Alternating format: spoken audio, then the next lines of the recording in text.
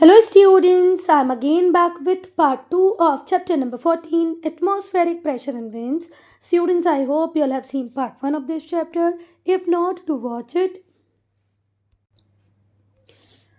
Till here we have completed everything in part 1. We'll start part 2 with this topic, world pressure belts. बेटा मैं आपको world pressure belts explain करूं इसके पहले मैं मानती हूं कि आप लोगों को लैटिट्यूड्स का प्रॉपर नॉलेज होगा, है ना, कि वेस्ट टू ईस्ट चलने वाली हॉरिजॉन्टल लाइंस को हम क्या कहते हैं, लैटिट्यूड्स.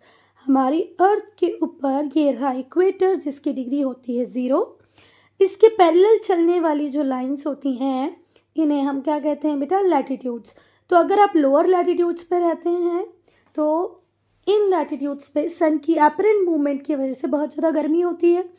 आप जब हायर एल्टीट्यूड्स पे चले जाएंगे तो यहाँ पर आपको जो क्लाइमेट मिलेगा वो कैसा मिलेगा, कोल्ड मिलेगा. क्यों कोल्ड मिलेगा भाई? क्योंकि यहाँ पर जो सन की रेज होती हैं वो कैसी होती हैं, स्लैंटिंग. ना तो उनमें हीट बहुत ज़्यादा इंटेंस होती है ना लाइट बहुत ज़्यादा इंटेंस होती है. तो मैं आगे टॉपिक पढ़ाऊँ इसके पहले इतनी बेसिक इन्फॉर्मेशन आपको पता होनी चाहिए.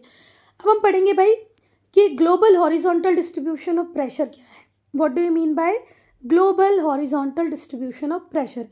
तो भाई जो डिस्ट्रीब्यूशन है एटमॉस्फेरिक प्रेशर का किसके अक्रॉस, लैटिट्यूड्स के अक्रॉस. देखो जैसे जैसे आप हायर लैटिट्यूड्स पे जाते जाएंगे वैसे वैसे आपको एटमॉस्फेरिक प्रेशर कम कम और कम मिलता जाएगा.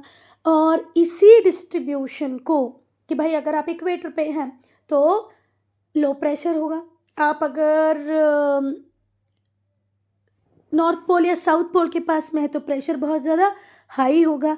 इसी डिस्ट्रीब्यूशन को एटमॉस्फेरिक प्रेशर के हम क्या कहते हैं, global horizontal distribution of pressure. देखो ये जो प्लेस है यहाँ पर आपको बहुत ज़्यादा लो प्रेशर मिलेगा. बहुत ज़्यादा लो प्रेशर क्यों मिलेगा? क्योंकि यहाँ टेम्परेचर कैसा होता है बेटा, हाई टेम्परेचर होने की वजह से या टेम्परेचर हाई होने की वजह से यहाँ होता है लो प्रेशर. क्योंकि यहाँ टेम्परेचर बहुत लो होता है, लो टेम्परेचर होता है, इसलिए यहाँ पर प्रेशर कैसा होता है, हाई. यहाँ पर हाई प्रेशर मिलेगा, टेम्परेचर लो होता है. यहाँ टेम्परेचर बहुत ज़्यादा होता है इसलिए क्या होता है, लो प्रेशर. अगर आपने पार्ट 1 देखा होगा तो आप इसको ईजिली कनेक्ट कर पाओगे. तो क्या आप लोग लिख पाओगे, what do you mean by global horizontal distribution of pressure, the distribution of atmospheric pressure across the latitude. Latitudes पे ये जो डिस्ट्रीब्यूशन है एटमॉस्फेरिक प्रेशर का यही क्या कहलाता है, global horizontal distribution of pressure. बेटा इसका जो मेन फीचर है, it's main feature is it's zonal character. हम पूरी अर्थ को कुछ जोन्स में डिवाइड कर सकते हैं और इन जोन्स को ही हम क्या कहते हैं बेटा, प्रेशर बेल्ट्स कहते हैं. अगर हम अर्थ सरफेस की बात करें तो अर्थ सरफेस के ऊपर 7 प्रेशर बेल्ट्स बनेंगे. टोटल अर्थ के ऊपर कितने प्रेशर बेल्ट्स हैं, 7. टोटल कितने प्रेशर बेल्ट्स हैं, 7. ठीक है. पहला जो प्रेशर बेल्ट है वो इक्वेटोरियल लो प्रेशर बेल्ट होता है जो इक्वेटर के आसपास होगा. फिर होंगे 2 सब ट्रॉपिकल हाइस, 2 क्या होंगे सब ट्रॉपिकल हाइस, और 2 क्या होंगे सब पोलर लोज, और 2 होंगे पोलर हाइस. 2 होंगे पोलर हाइस, 2 होंगे सब पोलर लोज, और 2 होंगे सब ट्रॉपिकल हाइस, और एक होगा इक्वेटोरियल लो. ठीक है, ये भी आप लर्न कर लो. नहीं समझ में आया ना, यहाँ नाम ही आपको लर्न करने बेटा, यह समझना नहीं है. जब अभी हम आगे चैप्टर में चलेंगे तो आपको इजीली समझ में आ जाएगा कि भाई इक्वेटोरियल लो प्रेशर क्या होता है. 2 जो सब ट्रॉपिकल हाई हैं ये कहाँ पर होते हैं ये आपको पता चल जाएगा. अभी तो बस अब याद रखो कि 7 प्रेशर बेल्ट्स होते हैं जिसमें से कि ये तो 2 पोलर हाई हो गए, 2 पोलर लो हो गए, 2 सब ट्रॉपिकल हाई हो गए, तो ये टोटल हो गए 6. अब बचा 7, तो 7th कौन सा, इक्वेटोरियल लो. बेटा सिर्फ अगर हम इक्वेटोरियल लो को छोड़ दें इसी का नंबर सिर्फ कितना होता है, 1. बाकी जितनी भी प्रेशर बेल्ट्स हैं वो पेयर में हैं, 2 हैं. The other form matching pair in northern and southern hemisphere. देखो इक्वेटोरियल जो लो प्रेशर बेल्ट है ये सिर्फ 1 है, बाकी सारे 2 मिलेंगे. एक नदर्न हेमिस्फीयर में, एक सदर्न हेमिस्फीयर में, एक नदर्न हेमिस्फीयर में, एक सदर्न हेमिस्फीयर में, फिर एक नदर्न हेमिस्फीयर में और एक सदर्न हेमिस्फीयर में. और बेटा यहाँ पर एक अल्टरनेट पैटर्न बनता है low pressure high pressure, low pressure high pressure belt का. ठीक है, there is pattern of alternate high and low pressure belts alternate high pressure low pressure belt का एक पैटर्न बनता है हमारी अर्थ के ऊपर। और ये क्यों बनता है बेटा? क्योंकि हमारी जो अर्थ है उसका शेप कैसा है? स्पेरिकल। अर्थ के स्पेरिकल शेप के कारण हमारी अर्थ के ऊपर हाई प्रेशर और लो प्रेशर बेल्ट का एक पैटर्न बन जाता है। ठीक है, देखो अर्थ के जो डिफरेंट पार्ट्स हैं वो इक्वली तो हीट नहीं ले पाते, अनइक्वली हीटेड रहते हैं। ठीक है, क्योंकि अर्थ का शेप स्पेरिकल है तो कोई पार्ट ऐसा होता है बेटा जिसको हीट बहुत ज़्यादा मिलती है, और कोई पार्ट ऐसा होता है बेचारे को जिसको हीट मिल ही नहीं पाती। ठीक है, अगर हम इक्वेटोरियल लो प्रेशर बेल्ट की बात करें, इक्वेटोरियल रीजन की बात करें, तो यहाँ पूरा साल भर बहुत ज़्यादा हीट होती है।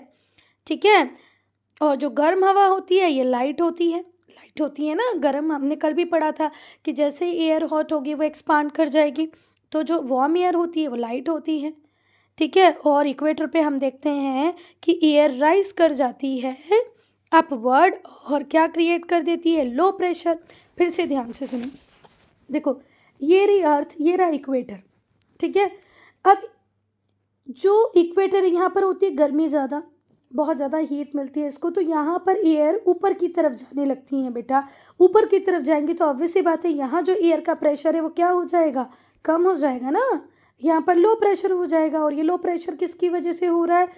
इंटेंस हीट की वजह से। क्लियर है? अब अगर हम पोल्स की बात करें, ये रही हमारी अर्थ और ये रहा नॉर्थ पोल और ये रहा साउथ पोल। तो नॉर्थ पोल और साउथ पोल में कंडीशन बिल्कुल अपोजिट होती है। यहाँ पर होती है बहुत ज़्यादा ठंडी। अब ठंडी होती हैं तो यहाँ पर जो एयर होती हैं वो भी कैसी हो जाती है? ठंडी। और जो ठंडी एयर होती है वो हैवी, तो वो नीचे ही रहती है। नीचे रहती हैं तो प्रेशर बहुत ज़्यादा बनाती हैं, तो यहाँ पर होता है हाई प्रेशर। और ये हाई प्रेशर किसकी वजह से होता है? लो टेम्परेचर की वजह से। Low temperature leads to high pressure. चलो, एट पोल्स पर जो कोल्ड हैवी एयर होती है वो हाई प्रेशर बनाती है। It is also due to rotation of the earth. यहाँ पर अर्थ का रोटेशन भी एक इम्पॉर्टेंट रोल प्ले करता है।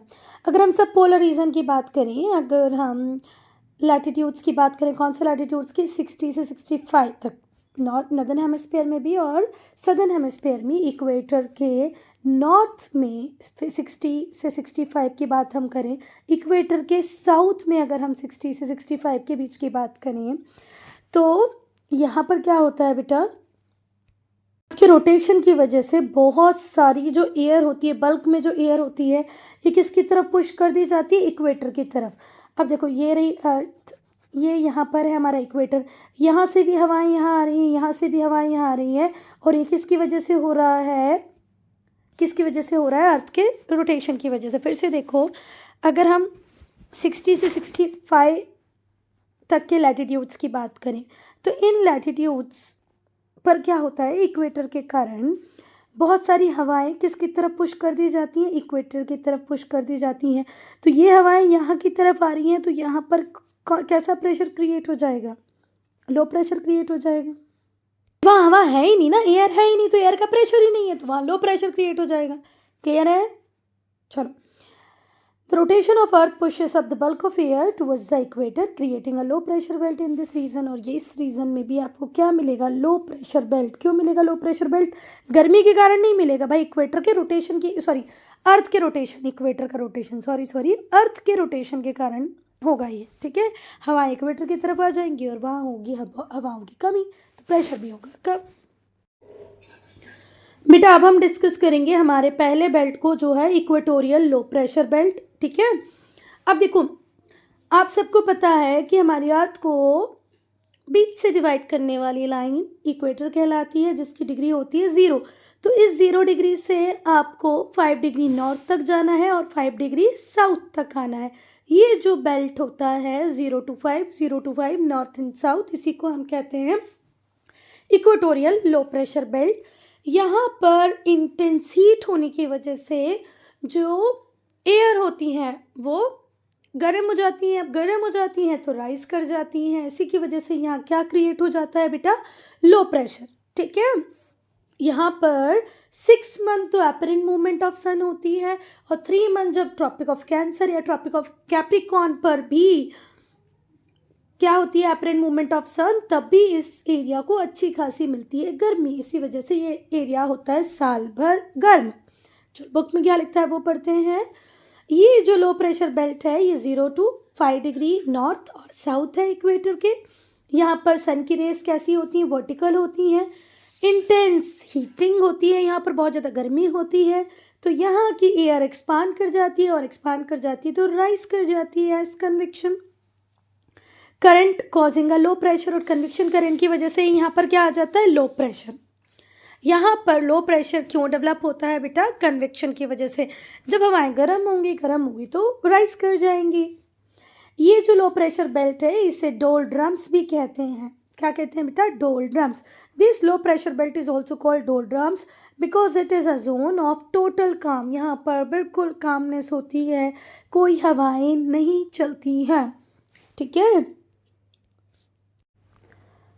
बेटा, अब हम सेकेंड बेल्ट को डिस्कस करेंगे जो है सब ट्रॉपिकल हाई प्रेशर बेल्ट।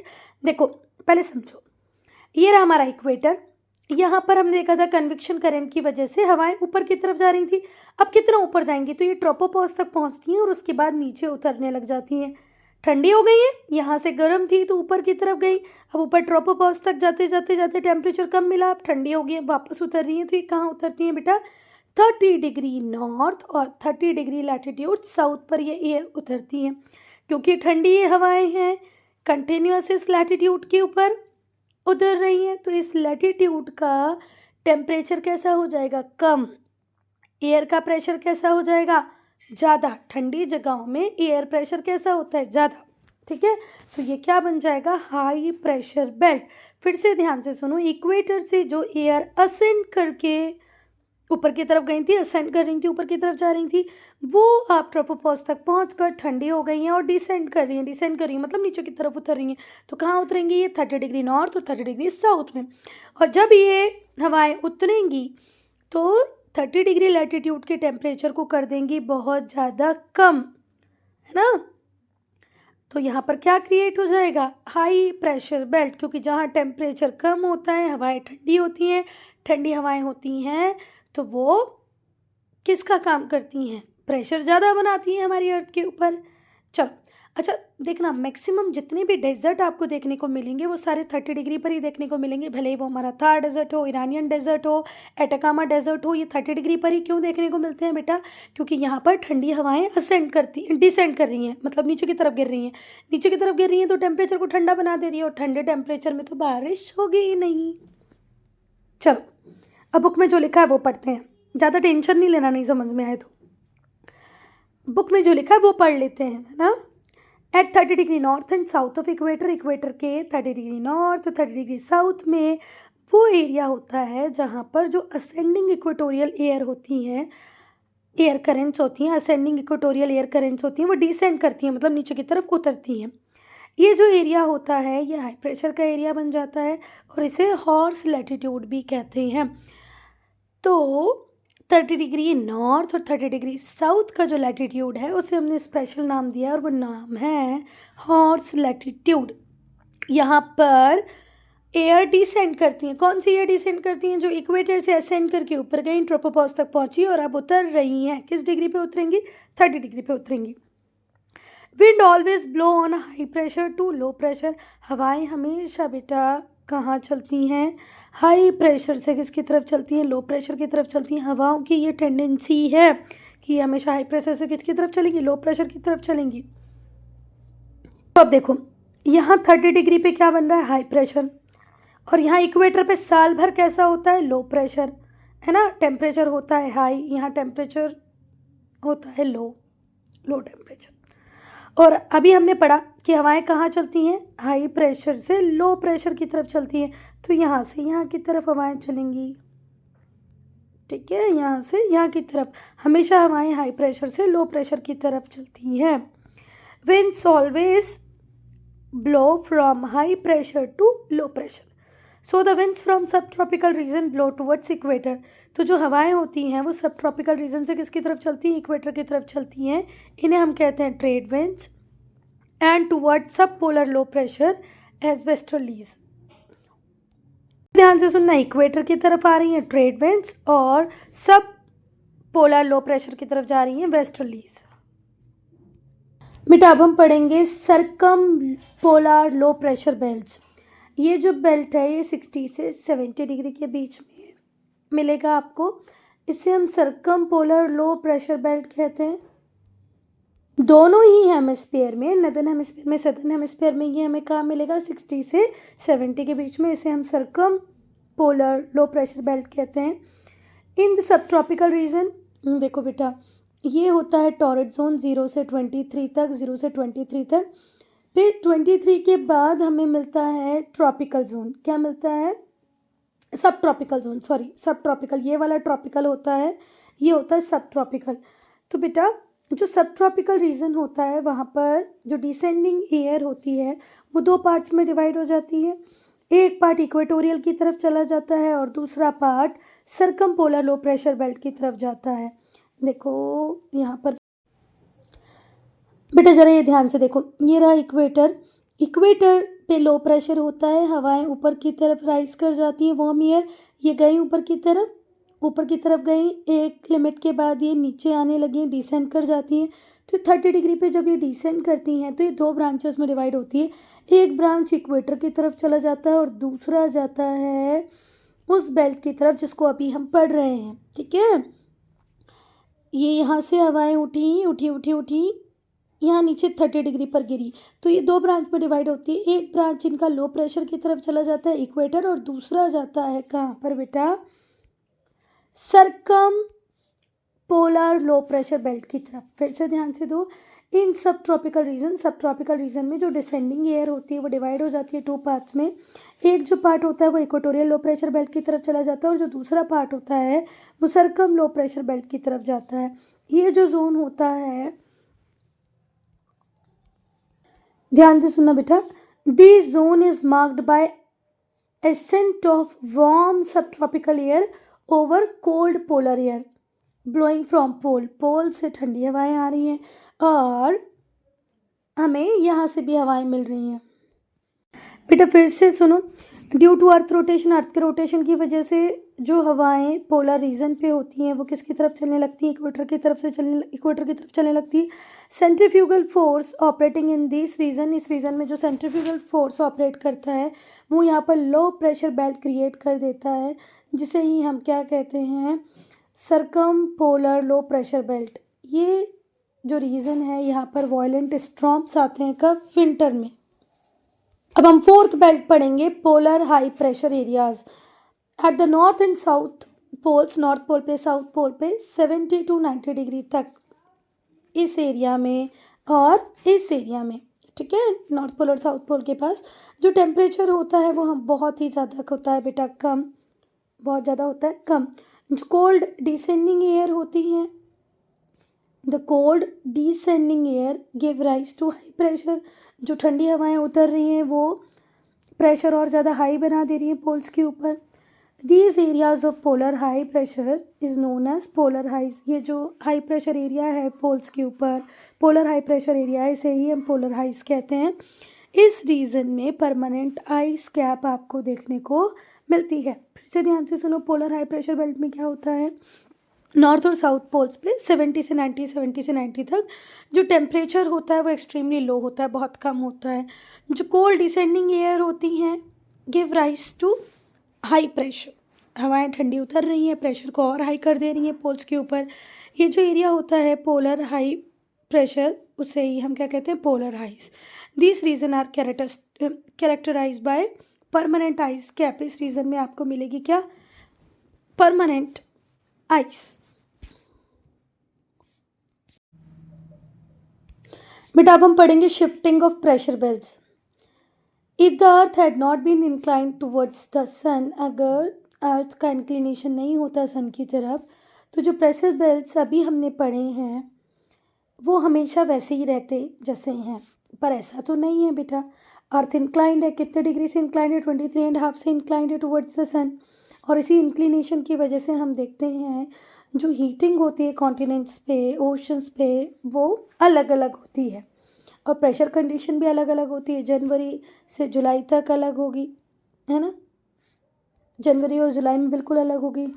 जनवरी में जहाँ हम देखते हैं ठंडी होती है वहीं हम जुलाई में देखते हैं कि बहुत ज़्यादा गर्मी होती है नदर्न हेमिस्फीयर में। जनवरी में जहाँ ठंडी होती है, जुलाई में क्या होती है, गर्मी होती है। और इसी का अपोजिट होता है सदर्न हेमिस्फीयर में। सदर्न हेमिस्फीयर में जुलाई में ठंडी होती है और जनवरी में गर्मी होती है। जब सन ट्रॉपिक ऑफ कैंसर के ऊपर होता है बेटा, ओवरहेड ट्रॉपिक ऑफ कैंसर होता है, तो जो प्रेशर बेल्ट होते हैं ये 5 डिग्री से नॉर्थवर्ड शिफ्ट कर जाते हैं, है ना।